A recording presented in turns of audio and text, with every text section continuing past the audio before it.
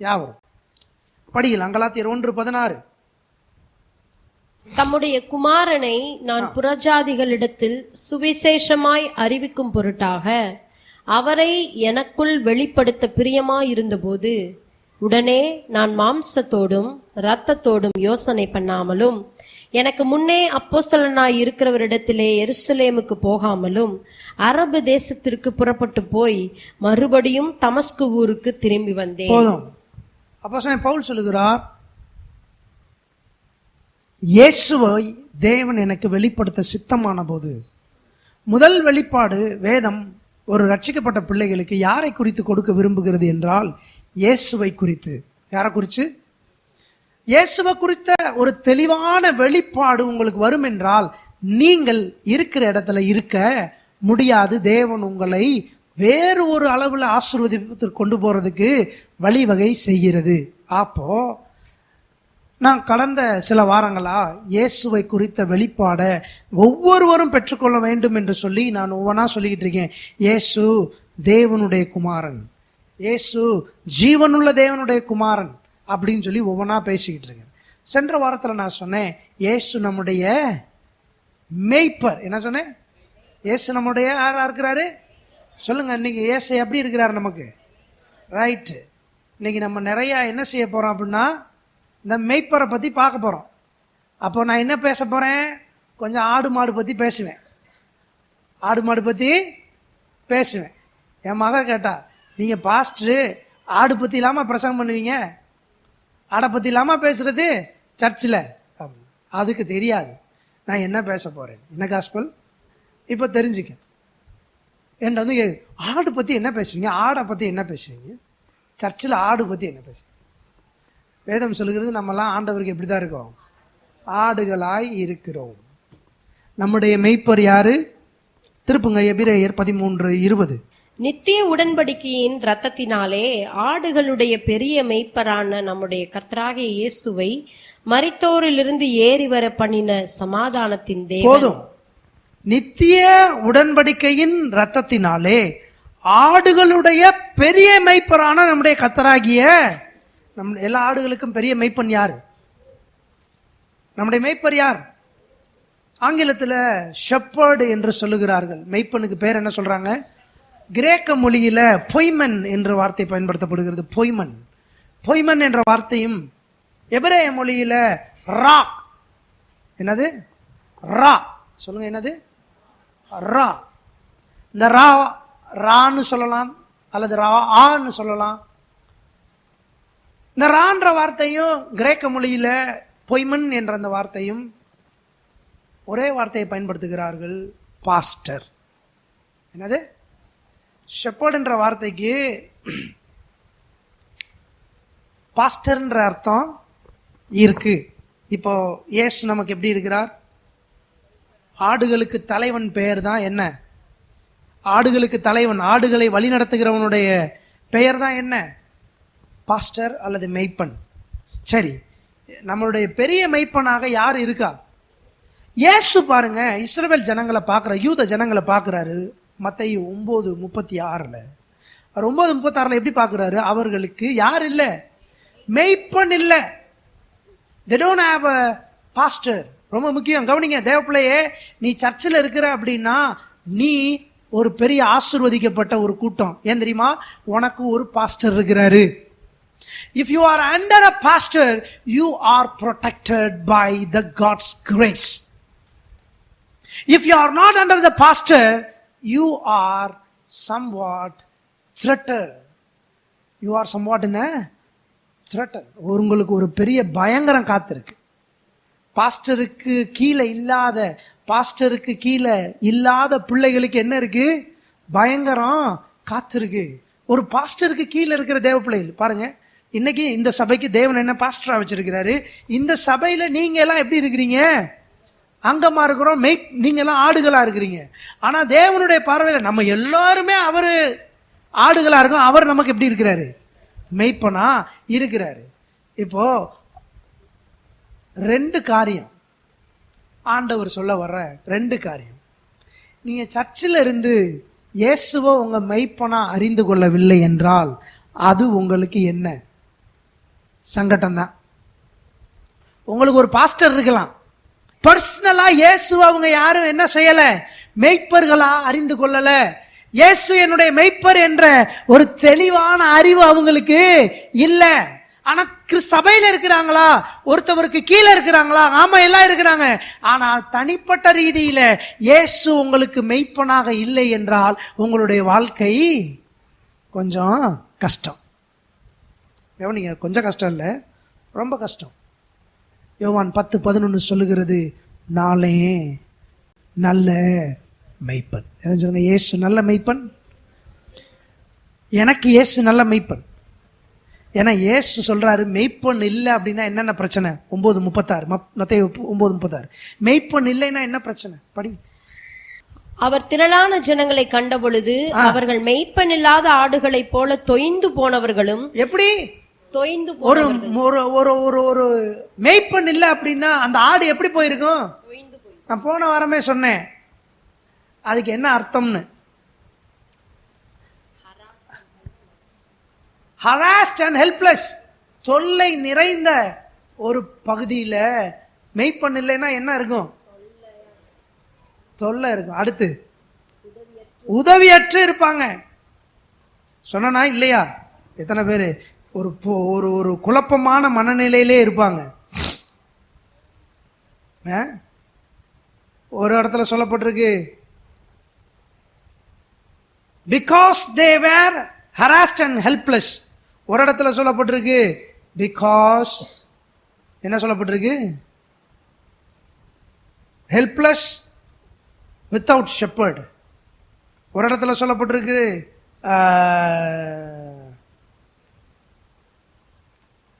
weird, அதாவது எப்படி சொல்றது, வேதனை நிறைந்தவர்களாக, வியர்ட் அண்ட் காஸ்டவே, புறக்கணிக்கப்பட்டவர்களாக இருக்கிறார்கள். அப்ப ரொம்ப கஷ்டம் பாருங்க. நீங்க ஒரு ஒரு சபையில ஒரு ஒரு பாஸ்டருக்கு கீழே இருக்கிற தேவ பிள்ளை இயேசுவை அறியவில்லை என்றால் அது எப்படிப்பட்ட ஒரு சூழ்நிலை? புறக்கணிக்கப்பட்ட ஒரு சூழ்நிலை. பாஸ்டரை தெரியும், எங்க பாஸ்டர் எங்களுக்கு தெரியுங்க, என்னைய தெரிகிறதுனால விஷயம் கிடையாது. தேவ பிள்ளையே கவனிங்க, சபையில் இருக்கிற பிரச்சனை என்ன? பாஸ்டர் நல்லா தெரியும்.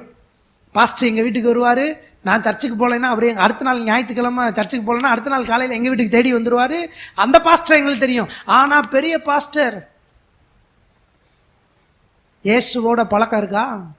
அவர் சொல்றதை கேட்குறீங்களா? அவர் சொல்றதை கேட்கல, அவர் சொல்றதை பழகலை அப்படின்னா கண்டிப்பா வேதனையும் தொல்லையும் உதவிக்கு இல்லாத சூழ்நிலையும் புறக்கணிக்கப்பட்ட சூழ்நிலையும் தான் மிஞ்சும். அதனால தான் நம்ம டெய்லி சொல்லிக்கிட்டு இருக்கோம், கர்த்தர் உனக்கு மெய்ப்பரா இருக்க வேண்டும் என்று.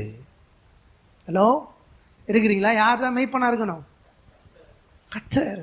நான் உங்க வீட்டில் வந்து உங்களை போஷிக்க முடியாது, நான் உங்க வீட்டுக்குள்ள வந்து உங்களை பராமரிக்க முடியாது. ஆனால் பரலோகத்தின் தேவன் இயேசுவை உங்களால உங்க வீட்டுக்குள்ள அனுமதிக்க முடியுமா முடியாதா? சொல்லுங்களேன், முடியுமா முடியாதா? சொல்லுங்க. பரலோகத்தின் தேவன் இயேசு உங்களை பராமரிக்க முடியும், உங்களை போஷிக்க முடியும். ஆகையினாலதான் சொல்றாரு, நீ இந்த மனுஷ பாஸ்டரை அறிஞ்சிக்கிறத காட்டிலும், இந்த மனுஷ பாஸ்டர் அறிஞ்சுக்கிறத காட்டிலும், அவரு நாங்களும் ரொம்ப க்ளோஸ், அவரு நாங்களும் ரொம்ப தோஸ்துன்னு சொல்றத காட்டிலும் எனக்கு பரலோகத்தின் தேவன் அந்த பாஸ்டரோட எனக்கு என்ன இருக்கு? ஆனா ஒண்ணு, அந்த பரலோக பாஸ்டரோட கனெக்ட் ஆகிருக்கிறவங்க கண்டிப்பா சபையில் எப்படி இருப்பாங்க? சத்தமா சொல்லுங்க, நாட்டப்பட்டு இருப்பாரு. இது வேற அது வேறன்ற நினைச்சுக்க கூடாது. ஆனா தேவனுடைய சமூகத்துல தேவனோட உங்களுக்கு அவருக்கு டெய்லி கனெக்ஷன் இருக்கான்றதை செக் பண்ணிக்கி. நீங்க ஏன் என்னைய பார்க்கல, ஏன் என்கிட்ட பேசல, ஏன் என்னை வீட்டுக்கு கூப்பிடல, நான் கோச்சிக்க போறது கிடையாது. ஆனா ஏசுனாரை மட்டும் கூப்பிடாம இருந்துடாதீங்க, நீங்க ஏசுனாரோட பழகாம இருந்துடாதீங்க. ஏன்? அவர் தான் உங்க கண்ணீரை, உங்க கஷ்டத்தை, உங்களுடைய தனிமையை, உங்களுடைய புறக்கணிப்பை மாற்றி போடுகிறவர், நான் கிடையாது. நான் வந்து ஒரு சாதாரண மனுஷன், இந்த இயேசுவை பற்றி சொல்லுகிற ஒரு நபர். இந்த மேடையை அவரை பெரும் தலைவன், பெரும் மெய்ப்பனை பேசுகிற ஒரு இடமா நான் கருதுகிறேன். நான் அவர் கிடையாது. அவர் செய்யற வேலையை என்னால் என்ன செய்ய முடியாது. அப்ப ரொம்ப முக்கியம், நீங்க அடிக்கடி யார்கிட்ட போகணும்? பெரிய மெய்ப்பன்ட்ட போகணுமா, போகக்கூடாதா? சொல்லுங்க, நீங்க என்ன செய்யணும்? யார்கிட்ட போகணும்? இயேசு என்ற பெரிய மெய்ப்பன்ட்ட நீங்க. ஹல்லேலூயா. எத்தனை பேருக்கு நான் சொல்ல புரியுது? சரி, கவனிங்க. சரி, இயற்கையாகவே இந்த மந்தையை பற்றி நான் பேச விரும்புகிறேன், இந்த ஆடுகளை பற்றி பேச விரும்புகிறேன். சொல்ல வயலும் வாழ்வு மாதிரி இருக்கும், கோச்சிக்காதீங்க. அப்படி தான் இருக்கும். ஏன்னா நான் படித்தேன், நான் ஆடு மேய்க்கலை. ஆனால் அந்த ஆடு மேய்க்கிற வியாபாரம் பண்ணுறவங்க அவங்கெல்லாம் என்னென்ன பேசுகிறாங்கன்றத ஒரு வாரமாக அப்படி இப்படின்னு கலெக்ட் பண்ணி வச்சுருக்கிறேன். அது நமக்கு கொஞ்சம் பிரயோஜனமான காரியம் தான். நம்மளும் ஒன்று தான், அந்த ஆடு ஒன்று தான்ன்றது இப்போ தெரிஞ்சிருச்சு எனக்கு. ஏன் ஆண்டவர் நம்மளை ஆட்டு மேய்ப்பன்னு சொன்னார், நீலாம் ஆடா இருக்கீங்கன்னு சொன்னாருன்னா அது நமக்கு படித்த பிறகு தெரிஞ்சிருச்சு. ஆத்தாடி இதான் ஏசுனா சொல்லியிருக்கிறாரு, கரெக்டாக தானே இருக்கே அப்படின்னு. 3 காலம் இருக்குது: குளிர்காலம், மழைக்காலம், வெயில் காலம்.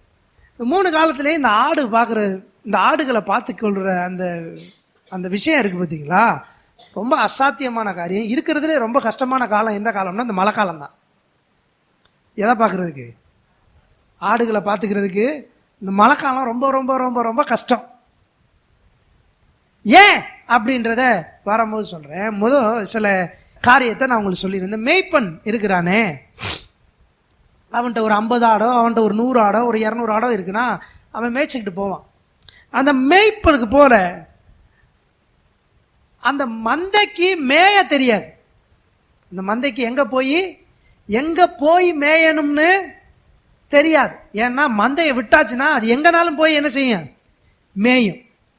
இங்கே தான் மேயணும், இது இன்னொருத்தவங்க இந்த வயலுக்குள்ளே போகக்கூடாது, இது இன்னொருத்தவங்க தோட்டம், இந்த தோட்டத்துக்குள்ளே போகக்கூடாதுன்றது இந்த ஆடுக்கு. ஆனால் யாருக்கு தான் தெரியும்?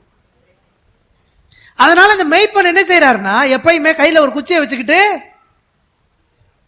நாங்கள் காலையில் பார்ப்போம், இங்கே சர்ச்சில் இருந்தீங்கன்னா காலையில் இந்த ஊர்னியிலேருந்து அப்படியே இந்த ஆடை ஃபுல்லாக என்ன செய்வாங்கன்னா, செம்பரி ஆட்டை இந்த ஊர்னி கரை ஓரமாக பற்றிக்கிட்டே வருவாங்க. ஒரு 6 மணிக்கு பார்த்தீங்கன்னு வச்சுக்கோங்க, அப்படியே பற்றிக்கிட்டு மறுபடியும் என்ன செய்யும், கிட்டத்தட்ட ஒரு 100-150 ஆடு அப்படியே பின்னாடியே போகும். நான் காரை நிப்பாட்டி வச்சுருந்தேன் பாருங்க, நம்ம ஸ்லோப்பில் ஒரு ஆடு என்ன செஞ்சிச்சு, காருக்கும் பாலத்துக்கும் இடையில கொஞ்சம் இருந்துச்சு. இந்த ஆடு நான் நிப்பாட்டும் போதே இப்படியே மேலே ஏறி இப்படி சுற்றி வந்துச்சு. மந்தை மேய்க்கிறவர் பின்னாடி வர்றாரு. ஒரு ஆடு தான் வந்துச்சு, நான் காரை நிப்பாட்டிட்டேன். இப்போ நான் காரை பின்னாடி எடுத்துட்டேன், முன்னாடி எடுத்துட்டு போயிட்டேன். இந்த ஆடு எல்லாமே அதே மாதிரி மேலே மேலே சேர்ந்து வருது. அங்கே ஒரு வண்டி நிற்கிற மாதிரியே. நான் யார்கிட்டயோ கூப்பிட்டு சொன்னேன், யார்கிட்ட சொன்னேன்னு தெரியல. இங்கே வர்ற வண்டி எடுத்துட்டேன், இந்த ஆடை பாரு மேலே மறுபடியும் ஏறி சுற்றிக்கிட்டு வருது. வண்டி நின்னப்போ சுத்திட்டு போச்சு. சரி, இந்த ஆடு வருது அப்படின்னு சொல்லி நான் வண்டியை எடுத்துட்டேன் பாருங்க. மறுபடியும் அந்த இடத்துல வந்து என்ன செய்யுது? புத்தி கிடையாது. முன்னாடி போற டிக்கெட் என்ன செய்தோ அதே தான் அதுவும்.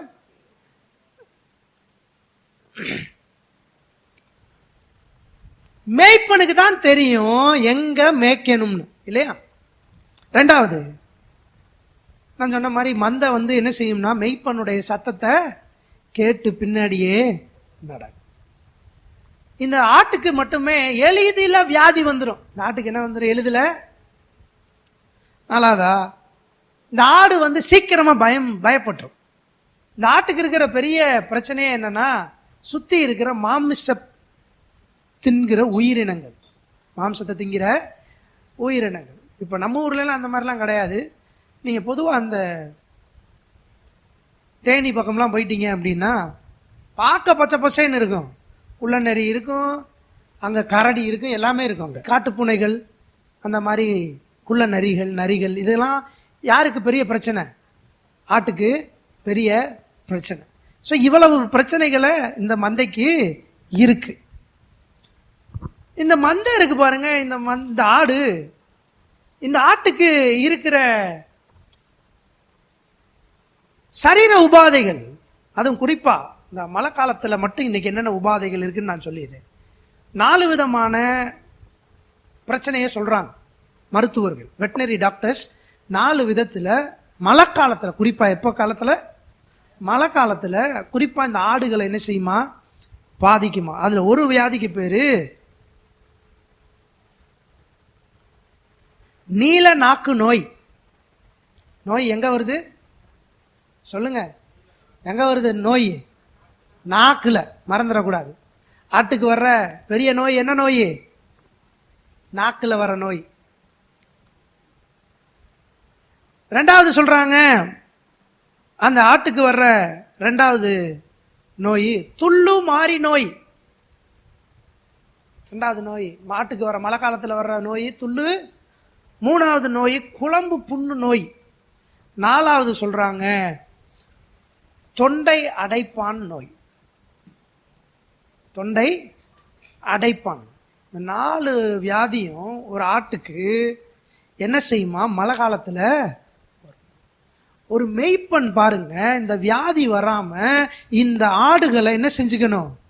பாதுகாத்துக்கணும். சரி, நான் முதல் சொல்றேன், நீல நாக்கு நோய்னா என்ன? இந்த நாக்கு நோய், இந்த நீல நாக்கு நோய் மட்டும் சும்மா வர்றதில்ல. 27 கிருமிகள் சேர்ந்து தான் இந்த நீல நாக்கு நோய் வருமா. இதுக்கு இந்த நோய் வர்றது கொசுனால வருது. கியூரிகாய்டஸ் அப்படின்ற ஒரு கொசுனால தான் இந்த நோய் வருது. இந்த நோய் வந்தா வர்றது காய்ச்சல். ஆட்டுக்கு வர்றது என்ன? ரெண்டாவது வர்றது நாக்குல புண்ணு. மூணாவது எடை குறைஞ்சிரும். நாலாவது தீவனம் எடுக்காதான். தீவனம் எடுக்கல அப்படின்னா அடுத்த 48 மணி நேரத்தில் ஆடு காலி. இது எப்ப வருமா? மழை பெய்யும் போது. மழை பெய்யும் போது மெய்ப்பன் சரியான இடத்துல இந்த ஆடை கொண்டு போய் வைக்கல, பத்திரப்படுத்தல அப்படின்னா இந்த ஆடுகளினுடைய எச்சத்திலிருந்து உருவாகிற அந்த கொசு, கியூரிகாய்டஸ் அந்த கொசு என்ன செஞ்சிருமா? அதனாலதான் என்ன செய்யறாங்க மெய்ப்பர்கள் அப்படின்னா, மழை காலத்துல ஒரு இடத்துலயும் வெயில் காலத்துல இன்னொரு இடத்துல என்ன செய்யறாங்க? மழை காலத்துல பாத்தீங்கன்னா இடம் இல்லாதவங்க என்ன செய்வாங்கன்னா, அதே இடத்துல என்ன செய்ய மாட்டாங்க? ஆடை மேய்க்க மாட்டாங்க. மழை காலம் பெய்யறப்போ கொட்டகையில இருந்து தூக்கி கொண்டு போய் வெளியே மேய்ச்சிட்டு தூங்குறதுக்கு மட்டும் என்ன செஞ்சிருவாங்க? ஏன்னா இது அங்கேயே எச்சத்தை போட்டுருச்சு அப்படின்னா அந்த கிருமி மழை காலத்துல எளிதா என்ன செஞ்சிருமா? அந்த கொசு முட்டை போட்டு வந்துருச்சு அப்படின்னா ரொம்ப கஷ்டம், ரொம்ப ரொம்ப கடினம். கவனிங்க, ரொம்ப கடினம். அதனால என்ன செய்யுது? இந்த வியாதி வருது. இந்த வியாதிக்கு பேர் என்ன? நீல நாக்கு நோய். ரெண்டாவது ஒரு வியாதி இருக்கு. அப்போ சொன்ன பாருங்க, தொண்டை அடைப்பான் நோய். தொண்டை, இதெல்லாம் அந்த மழை காலத்துல வர்றது. ஹியூமிடிட்டி கம்மியா இருக்கும்போது, அதிகமான காற்று இல்லாத பொழுது, குளிர் அதிகமாகிற பொழுது இந்த ஆடுனால என்ன செய்ய முடியாது? மூச்சு விட. அதனால இந்த மெய்ப்பன் என்ன செய்வான்னா, மடியில் எடுத்து போட்டு அப்படியே தேய்ச்சி கொடுப்பான். எங்க? நெஞ்சிலிருந்து அதனுடைய அந்த அந்த மடு வரைக்கும் அப்படியே தேய்ச்சி கொடுப்பான் பாருங்க. ஒரு சூட்டை ஏத்துவான். இது ஒரு விதமான நுரையீரலை போய் பாதிச்சு அது மூச்சு விட முடியாம, நம்ம கொரோனால செத்து போன மாதிரி தான், மூச்சு விட முடியாம என்ன செஞ்சிருமா? கவனிங்க, இந்த மெய்ப்பன் என்ன செய்வானா, அப்படி லைட்டா தள்ளாடி நடக்கும் போதே முடிவு பண்ணிடுவானா. அப்படியே அந்த அந்த அந்த ஆடு தொண்டை அடைப்பான் நோயில பிரச்சனையா இருக்கு அப்படின்னு தெரிஞ்சா எப்படி தெரியுமா? ஆடு நடக்கும் போதே தள்ளாடி தள்ளாடி நடக்குமா, போய் படக்கு படக்குன்னு உட்காந்துக்குமா. அப்ப என்ன செய்வானா அவன்? படக்குன்னு ஆடை கூப்பிட்டு அதை சுறுசுறுப்பாக்குறதுக்கு மருந்து மாத்திரை உடனே கொடுத்து அதை சரி பண்ணுவாங்க. மூணாவது ஒரு வியாதி சொன்னாங்களே, அது என்ன அப்படின்னா குழம்பு புண்ணு நோய். குழம்பு புண்ணு நோய்னா என்ன? காலில் வர்றது. நான் முன்னாடி சொன்னேன், துள்ளு மாறி நோய், தொண்டை அடைப்பான் நோய், அப்புறம் என்ன சொன்னேன், நீல நாக்கு நோய். இதுக்கெல்லாம் இன்ஜெக்ஷன் இருக்கு, அதுக்கெல்லாம் ஊசி போட்டுருவாங்க.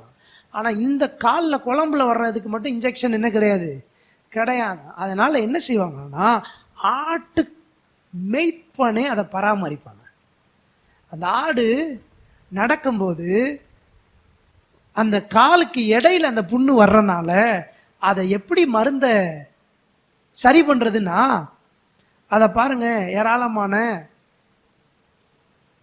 கெமிக்கல்ஸை யூஸ் பண்ணி அதை காலை சுத்தம் பண்ணி அதை காலுக்கு ஆயில்மெண்ட் போட்டு அந்த காலில் கட்டி மருந்து கட்டி, அது எப்படி ஏன் வருதுன்னா, மழை காலத்தில் கொண்டு போய் காலை கொண்டு போய் சேர்ல வச்சு சேர்ல இருக்கிற கிருமிகள்லாம் காலில் ஏறி என்ன செஞ்சிருச்சு?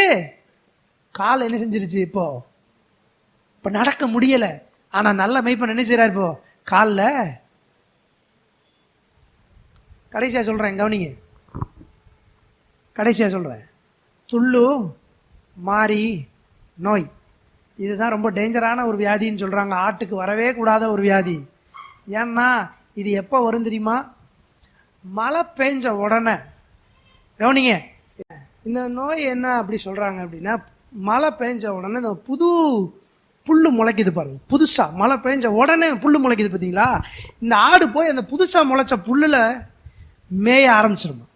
அப்ப அந்த புதுசா முளைச்ச புல்லுல ஏராளமான கிருமிகள் இருக்குமா. அத அந்த ஆட்டுக்கு தெரியாதனால மேய்ஞ்சிருமா பாருங்க. இந்த மேய்ஞ்ச உடனே வேலையை காட்ட ஆரம்பிச்சு. நேரா போய் குடல் புழுவாதான் முதல் என்ன செய்யுமா? இது ஆரம்பிக்குமா. ஆரம்பிச்சா மழை காலத்துல இதுக்கு சொல்றாங்க, இந்த காய்ச்சல் வந்துச்சு அப்படின்னா வெறும் 7 நாள்ல எத்தனை ஆடு கொட்டையில இருக்கோ அத்தனை ஆடு செத்து போகும் சொல்றோம் மெய்ப்பன். அதனாலதான் புதுசா புல்லு முளைக்கிற இடத்துக்குள்ள என்ன செய்ய மாட்டாங்களாம்? மழை பெஞ்சோன்னா கூட்டிட்டு போக மாட்டாங்களா? ஏன்னா இந்த ஆடு இன்னொன்னு செய்யக்கூடாது. மழை பெய்யறப்போ கண்ட தண்ணியை என்ன செஞ்சிடக்கூடாது? குடிச்சிடக்கூடாது அப்படின்றதுக்காக ஏற்கனவே தண்ணி குடிக்கிற இடத்துக்கு கூட்டிட்டு போவாங்களாம். அந்த பக்கத்துக்கே வர விட மாட்டாங்களா? புதுசா பச்சை பசேன்னு இருக்கு மேய விட்டுருவான், விடவே மாட்டாங்களாம். 2 நாள் 3 நாள் 4 நாள் ஆகி அந்த சூரிய ஒளி அடிச்சு அதுக்கப்புறம் தான் என்ன செய்வாங்களாம்? அப்புறம் தான் மேயவே விடுவாங்களாம். தண்ணி புதுசா தண்ணி வந்து ஓடுச்சுன்னா அதுல போய் வாய வச்சாலும் உடனே அது அந்த அழுக்கு தண்ணி பெரிய பிரச்சனையை கொண்டு வந்து துள்ளுமாறி நோய் வந்துடும். அதனால வந்துச்சு அப்படின்னா எத்தனை ஆடு கொட்டையில நின்னாலும் அத்தனை ஆடு 7 நாளைக்குள்ள செத்து போயிடும். ஜன்னி வந்த மாதிரி அப்படியே நடுங்கிட்டே இருக்குமா. காலையில நீங்க நைட்டு பார்க்கும்போது ஜன்னி வந்த மாதிரி இருக்குமா, காலையில பார்த்தா எல்லா ஆடு அவுட்டு. கவனிங்க, கவனிக்கிறீங்களா? இதெல்லாம் இந்த ஆடுகளுக்கு இருக்கிற பிரச்சனை. ஆனா சங்கீதம் 23:1 வேதம் சொல்லுகிறது, கர்த்தர் என் மேய்ப்பர், எனக்கு ஒரு குறையும் இல்லை. எத்தனை பேர் ஆமென் சொல்றீங்க? எந்த நோய் வந்தாலும் என்னை பராமரிப்பதற்கு என் மேய்ப்பர் இருக்கிறார், என் மேய்ப்பர் இருக்கிறார். எப்படிப்பட்ட ஒரு தேவன் பாருங்க.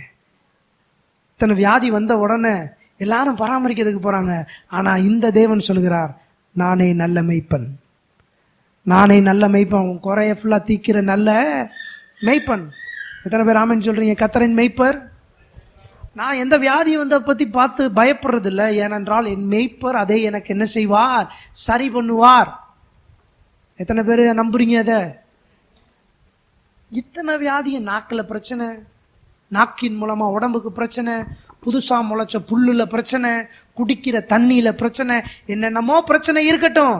ஆனால் என் மேய்ப்பர் என் குறைவுகளை கிறிஸ்து இயேசுவுக்குள் நிறைவாக்குகிறார். எத்தனை பேர் ஆமென் சொல்றீங்க?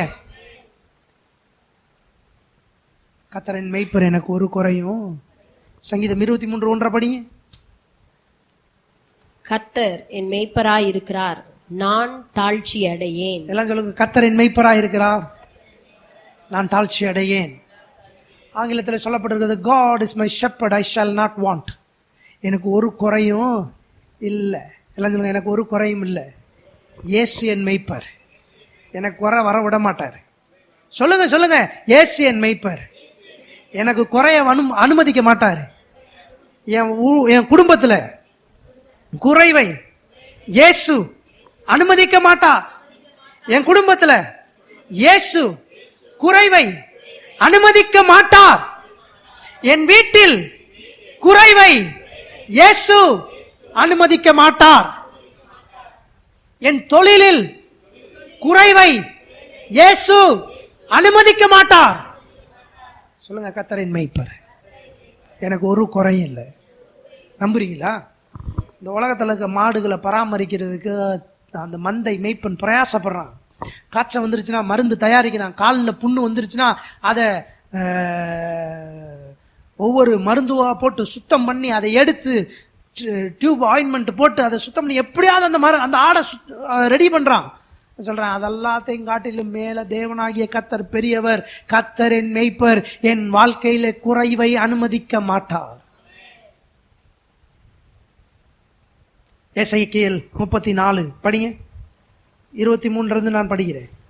அவர்களை மேய்க்கும்படி என் தாசனாகிய தாவீது என்னும் ஒரே மேய்ப்பனை நான் அவர்கள் மேல் விசாரிப்பாயிருக்க ஏற்படுத்துவேன். என் மேய்ப்பர், என்னை விசாரிக்கிறவர், ஒரே மேய்ப்பன் ஆண்டவராகிய இயேசு. படிங்க படிங்க படிங்க, 34 23.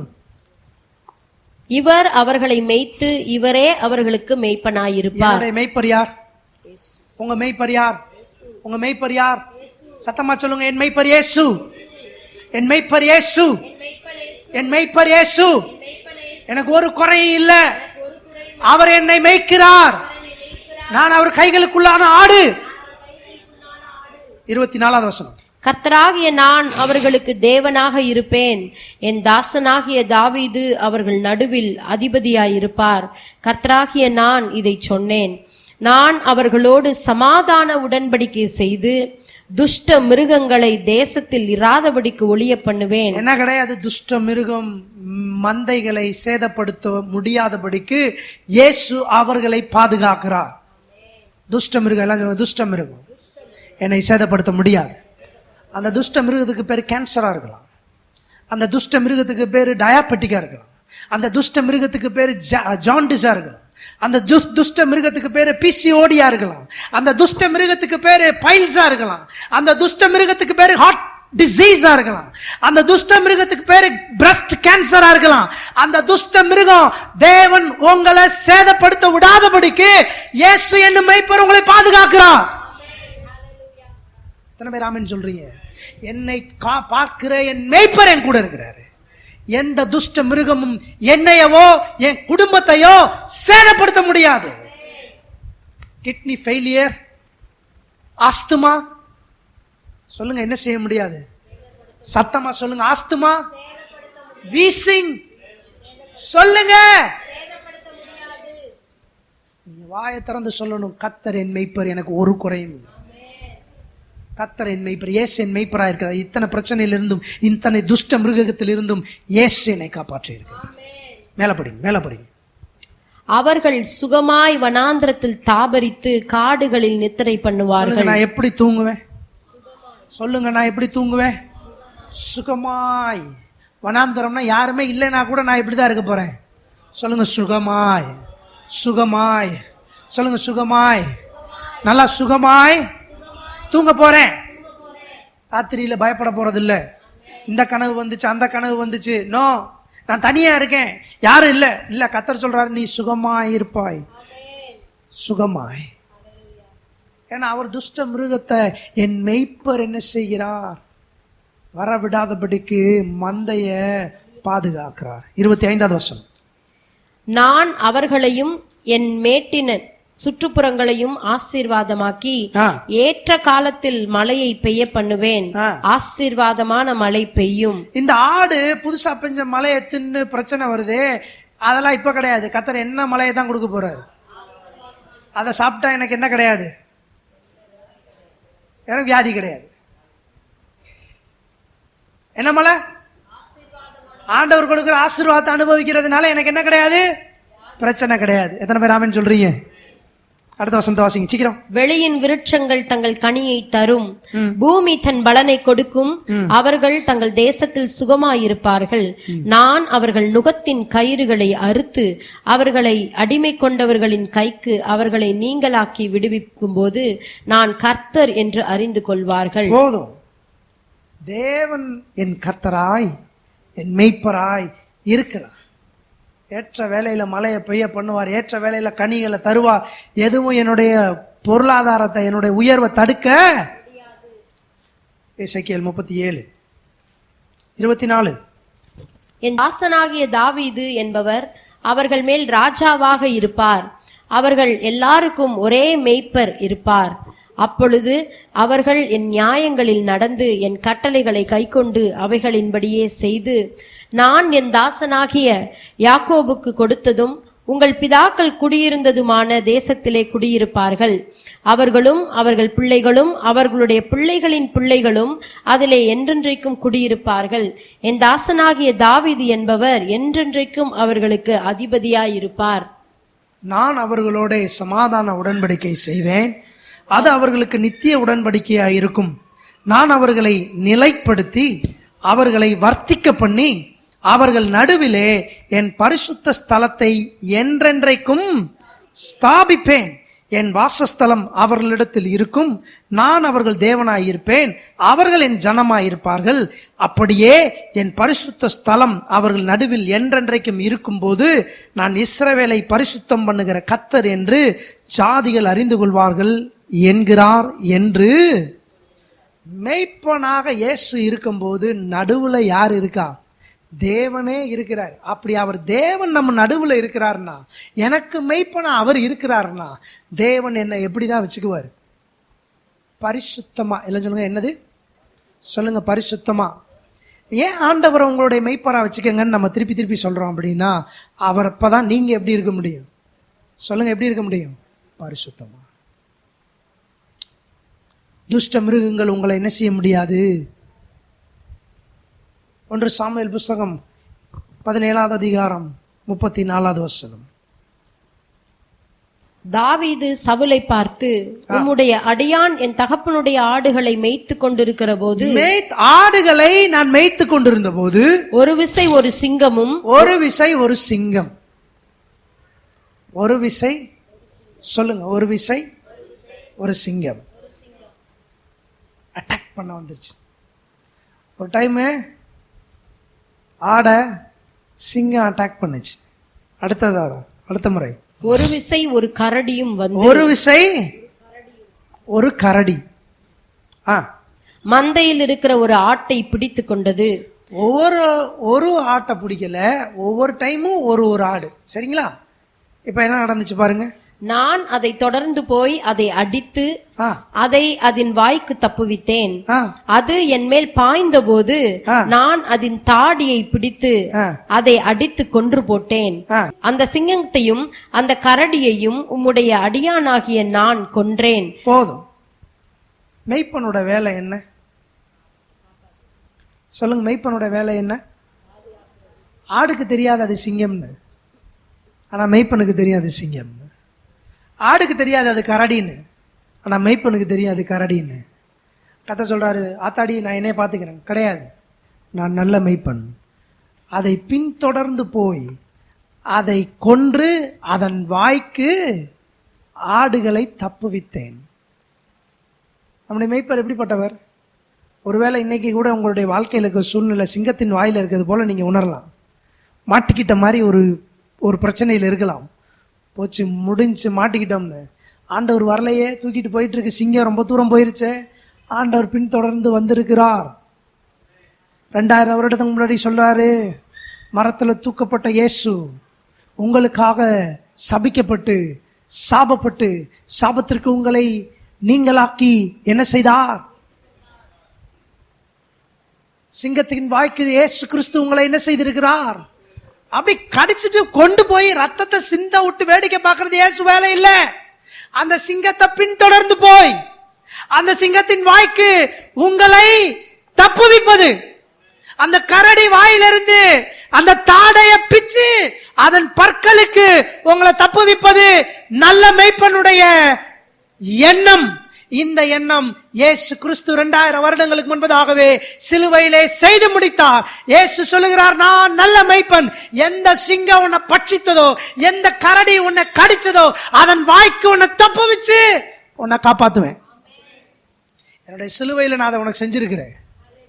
நான் செஞ்சு முடிச்சுட்டேன். நீ எந்த சிங்கத்தை பார்த்து பயப்படாத, நீ எந்த கரடி பார்த்து பயப்படாத. நீ கரடி பார்த்து பயப்பட வேண்டிய அவசியம் இல்லை, சிங்கத்தை பார்த்து பயப்பட வேண்டிய அவசியம் இல்லை. ஏன்னா நான் உன்னுடைய மெய்ப்பன். எத்தனை பேர் ஆமென் சொல்றீங்க? துஷ்ட மிருகம் என்ன கடிக்க வந்துருச்சு பாஸ்டர். கர்த்தர் சொல்றாரு, அதன் வாய்க்கு நான் உன்னை தப்பு வைப்பேன்.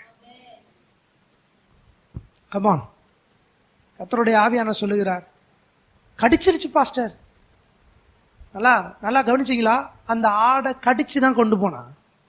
அந்த ஆடை என்ன செஞ்சிருச்சு?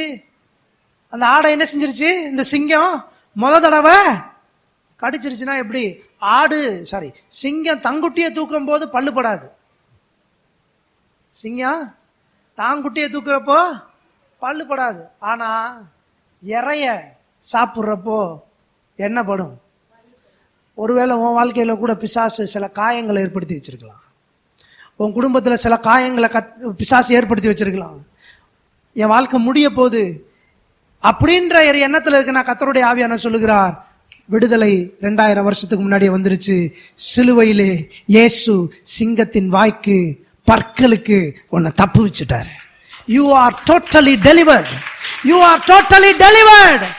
எந்த சிங்கமும் எந்த கரடியும் உன்னை சேதப்படுத்த முடியாதபடிக்கு தேவன் அதன் வாயிலிருந்து உன்னை தப்பு வைத்து விட்டா. நீ இற கிடையாது. எல்லாம் சொல்லுங்க, நான் இற கிடையாது, நான் இற கிடையாது. நீங்க இற கிடையாது சொல்லுங்க. நான் பிசாசுக்கு இற கிடையாது. கர்த்தர் என் மேய்ப்பர். சும்மா கிடையாது மேய்ப்பர், சும்மா கிடையாது மேய்ப்பர். சொல்றேன், அந்த அந்த குழம்புல புண்ணு வந்துருச்சுன்னா இந்த மேய்ப்பன் என்ன செய்கிறாரு? மருந்து போடுறாரு. நல்ல சமாரியன் காயப்பட்டு கிடக்கிற என்ன செய்யறாரு? சொல்லுங்களேன், காயம் கட்டுறாரு. என் தேவன் என்ன செய்யறாரு? காயம் கட்டுறாரு. என்னை தப்பு வைக்கிறதும் அவர் தான், என் காயத்தை கட்டுகிறதும். இயேசுவின் காயங்களால் நான் குணமானேன், இயேசுவின் காயங்களால் நான் குணமானேன். சிலுவையிலே இயேசு செய்து முடித்த அந்த அன்பு, என் மேய்ப்பர் இயேசு சிங்கங்களின் வாய்களுக்கும் கரடிகளின் வாய்களுக்கும் துஷ்ட மிருகங்களின் வாய்களுக்கும் என்னை தப்பு வைத்து விட்டார். என் காயத்தை அவருடைய காயங்களினாலே ஆற்றிவிட்டார். எத்தனை பேர் ஆமென் சொல்றீங்க? என் மேய்ப்பர் இயேசு. எல்லாம் என் மேய்ப்பர் இயேசு. அவர் எழுந்திருப்போம். Thank you Jesus.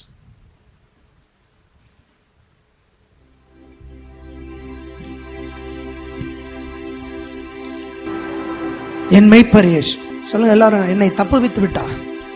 இனி தப்பு வைக்க போறதில்லை. ஒருவேளை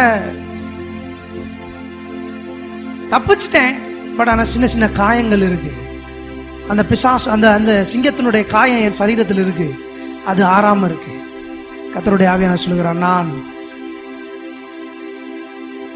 இருதயத்தில் நறுங்குண்டவர்களை குத்தப்பட்டவர்களை குணமாக்குகிற மருத்துவர். ஸ்தோத்திரம்.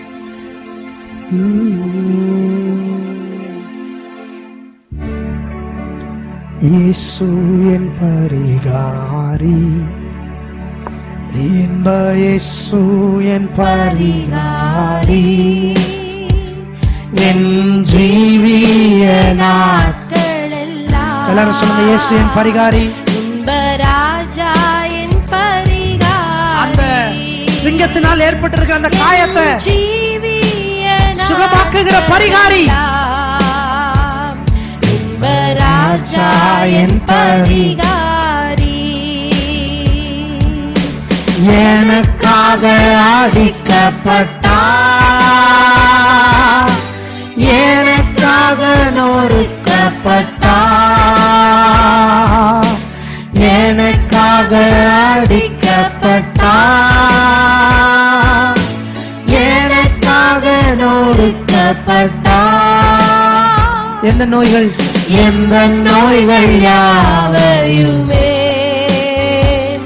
இன்ப இயேசு சுமந்து தீர்த்தார். எந்த நோய்கள் யாவையுமே இன்ப இயேசு சுமந்து தீர்த்தார். இயேசு என் பரிகாரி, இயேசு என் பரிகாரி, இன்ப இயேசு என் பரிகாரி, என் ஜீவிய நாட்களெல்லாம். இன்ப ராஜா என் பரிகாரி, என் ஜீவிய நாட்களெல்லாம். இன்ப ராஜா என் பரிகாரி. பலபுதாவை நன்றியுடன் துதிக்கிறோம். ஆண்டவராகிய இயேசுவின் நாமத்தினால இந்த காலை வேளையிலே நீங்கள் என் மேய்ப்பர், கர்த்தர் என் மேய்ப்பர், ஒரு குறையும் இல்லை. துஷ்ட மிருகங்கள் வாய்களுக்கே நீங்களை தப்புவித்திருக்கிறீர். எல்லா வியாதிகளுக்கும் சுகத்தையும் பலத்தையும் ஆரோக்கியத்தையும் கொடுத்து விட்டீர் என்று நாங்கள் நம்புகிறோம். நீங்க எங்க மெய்ப்பர்ப்பா, எங்களை விட்டு விலகாத மெய்ப்பர், எங்களை பராமரிக்கிற மெய்ப்பர். எத்தனை வியாதிகள் வந்தாலும் குறைவில்லாமல் எங்களை மேய்க்கிற நல்ல மெய்ப்பர் இயேசு எங்கள் மெய்ப்பர். ஒரு குறையும் இல்லை. நாங்கள் அதை அப்படியே விசுவாசித்து நம்புகிறோம். இந்த காலை வேளையில் இந்த சபைக்கு நீர் மெய்ப்பராக இருக்கிறீர், இந்த ஜனங்களுக்கு நீர் மெய்ப்பராக இருக்கிறீர். இவர்களை நீர் விசாரிக்கிறீர், தேவைகளை சந்திக்கிறீர். சரீரத்திற்கு அடுத்த, மனதிற்கு அடுத்த, குடும்பத்திற்கு அடுத்த, தொழிலுக்கு அடுத்த ஆண்டவரே எல்லாவற்றிலும் இவர்களை குறைவில்லாமல் பாதுகாத்துக் கொள்ளுகிறீர். அதற்காக உமக்கு நாங்கள் நன்றி செலுத்துகிறோம். உடைய தயவு இவர்கள் ஒவ்வொருவரையும் தாங்கி உயர்த்தட்டும். அவர்களை நீர் வழி நடத்துவீராக. இயேசுவின் மூலம் ஜெபிக்கிறோம் ஜீவன நல்ல பிதாவே. கர்த்தர் உன்னை ஆசீர்வதித்து உன்னை காக்க கடவர். கர்த்தர் தம்முடைய முகத்தை உன்னில் பிரகாசிக்க பண்ணி உன்னில் கிருபையா இருக்க கடவர். கர்த்தர் தம்முடைய முகத்தை உன்னில் பிரசன்னமாக்கி உனக்கு சமாதான கட்டளையிட கடவர். உன்னை கர்த்தராகிய இயேசு கிறிஸ்துவின் கிருபையும் பிதாவே தேவனுடைய அன்பு பரிசுத்தாவியானவருடைய அன்யோன்யமாயும் நம் அனைவரோடும் இன்றும் மீண்டும் சதா காலங்கள் இருப்பதாக. ஆமென்.